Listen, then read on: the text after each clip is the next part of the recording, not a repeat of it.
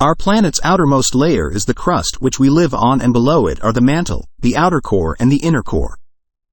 The world's oceans and continents sit on 15 major blocks that move and shift, called tectonic plates, that make up the lower crust and upper mantle.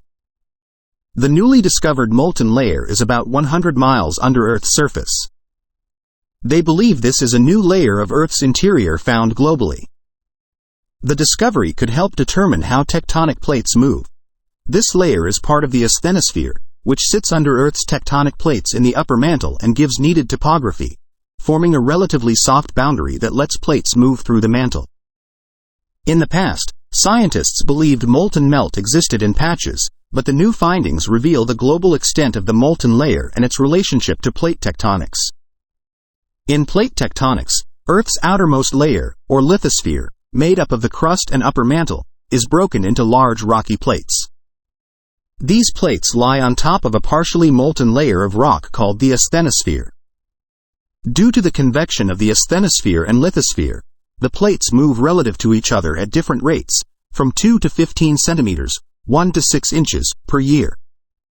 This interaction of tectonic plates is responsible for many different geological formations such as the Himalaya mountain range in Asia, the East African Rift, and the San Andreas Fault in California, United States.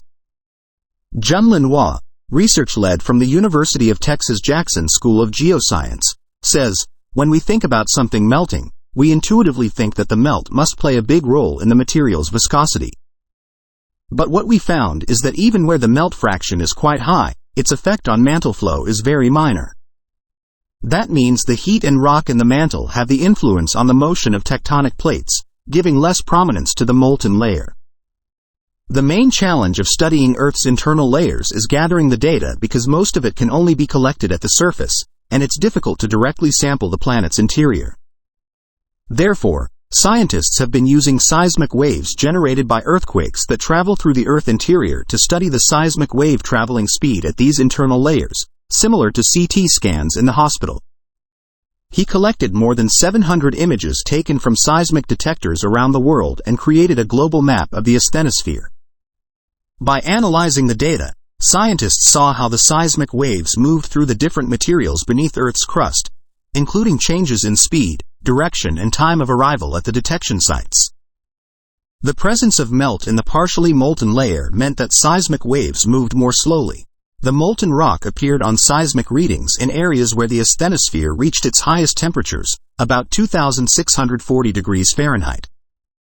The discovery of this new molten layer could help scientists learn more about the movements of Earth's tectonic plates, which not only create mountains and earthquakes but also contributed to forming environments with the right chemical and physical conditions to support life on early Earth.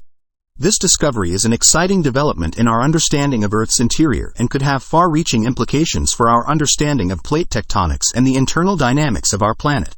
Thanks for watching, and don't forget to subscribe.